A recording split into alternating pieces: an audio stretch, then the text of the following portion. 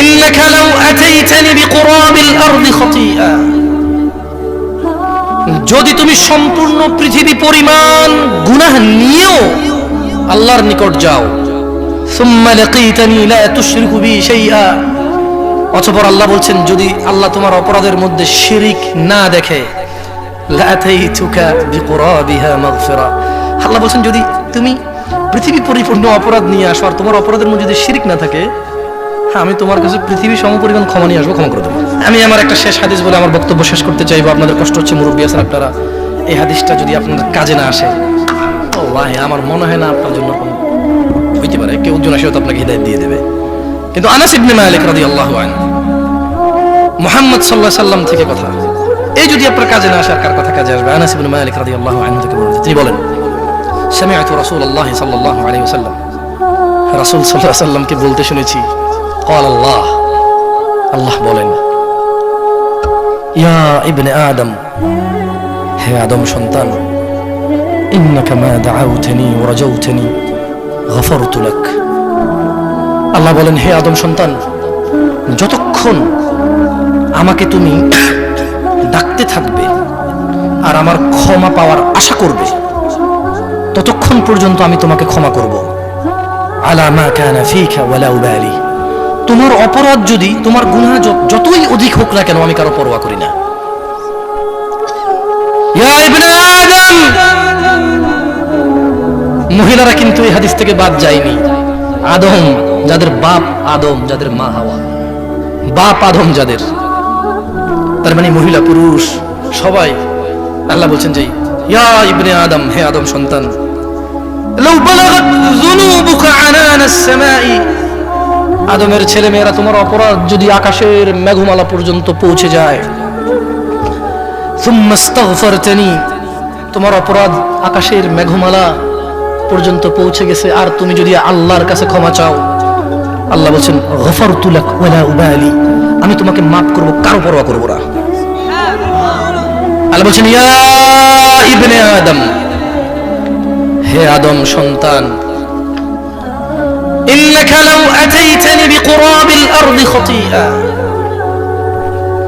যদি তুমি সম্পূর্ণ পৃথিবী পরিমাণ গুনাহ নিয়েও আল্লাহর নিকট যাও, সুম্মা লাকীতানি লা তুশরিকু বি শাইআ, অতঃপর আল্লাহ বলছেন যদি আল্লাহ তোমার অপরাধের মধ্যে শিরিক না দেখে, লা আতাইতুকা বিকুরাবিহা মাগফিরা, আল্লাহ বলছেন যদি তুমি পৃথিবী পরিপূর্ণ অপরাধ নিয়ে আসো আর তোমার অপরাধের মধ্যে যদি শিরিক না থাকে, আমি তোমার কাছে পৃথিবী সমপরিমাণ ক্ষমা নিয়ে আসবো, ক্ষমা করে দেবো। ক্ষমা চাইতে হবে কার কাছে? তওবা করার নিয়ম কি? মানে নিয়ম কি? মানে আমি একজন লোকে মদ খায়, কিভাবে ফিরে আসবো বলুন? একজন লোকে মদ খায়, আপনি বলুন তো, ওঠেন একটু আপনি, হ্যাঁ আপনি, ও কাকা আপনাকে আসা যায় কোন, আমি একজন যুবককে বলছিলাম কাকা, ধরেন একজন মানুষ একটা অপরাধে লিপ্ত, উনি যদি মনে করে যে উনি তওবা করবে, কিভাবে তওবা করবে?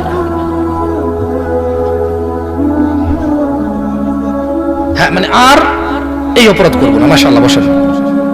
আচ্ছা, এই পৃথিবীতে আপনি, জি আপনি বলুন তো, এই পৃথিবীতে কোন অপরাধ জীবিত থাকা অবস্থায়, কিন্তু শিরিক হোক বিদআত হোক, জীবিত থাকা অবস্থায় যদি আল্লাহর কাছে মাপ চায় তাহলে সব মাপ হয়ে যাবে, কিন্তু মানুষ মরে গেছে আর ওর অপরাধের খাতায় যদি মাছির ডানা পরিমাণও, মানে ধুলাকোনা পরিমাণও যদি কিছু, ওই অপরাধটা কি যেটা ধুলাকোনা পরিমাণ যদি অপরাধ থাকে, ওর যতই নেকি থাকে আল্লাহ মাফ করবেন, ওই অপরাধের নাম কি? শিরিক। কি বলুন? শিরিক। শিরিক। বসুন, কি আপনাকে মাইন্ড করতেছেন নাকি আমার এই? আচ্ছা বলুন, আপনার অপরাধ যদি মাটি থেকে আকাশ পর্যন্ত হয়, আল্লাহ আপনাকে কখন ক্ষমা করবে? আপনি আপনার অপরাধ যদি জমিন থেকে আকাশ পর্যন্ত হয়, আল্লাহ আপনাকে কখন ক্ষমা করবে? মানে কখন? সুম্মা ইস্তাগফারতানি, যদি সে তারপরে ক্ষমা চায়, গফারতু লাক, তোমাকে ক্ষমা করে দেব, ওয়ালা উবালি, কারো পরোয়া করি না। সুবহানাল্লাহি ওয়া বিহামদিহি। সবাই বলুন ইয়া আল্লাহ, আকাশের মালিক, মানুষের দ্রষ্টা, মানুষের স্রষ্টা, মানুষ যার কাছে ফিরে যাবে, ইয়া আল্লাহ আমাকে সৃষ্টিকারী, আমার হিসেব নিকেশ রক্ষণাবেক্ষণকারী, আমাকে তুমি ক্ষমা করে দাও।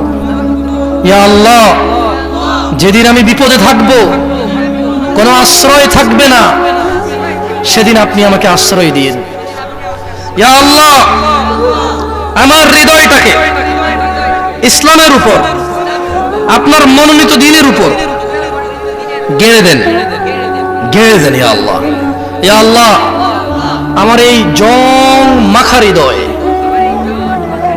আপনি তা আপনার কোরআনুল কারীমের আলো দিয়ে ধুয়ে মুছে দেন। ইয়া আল্লাহ, ইয়া আল্লাহ আমাদের মৃতদেরকে ক্ষমা করুন।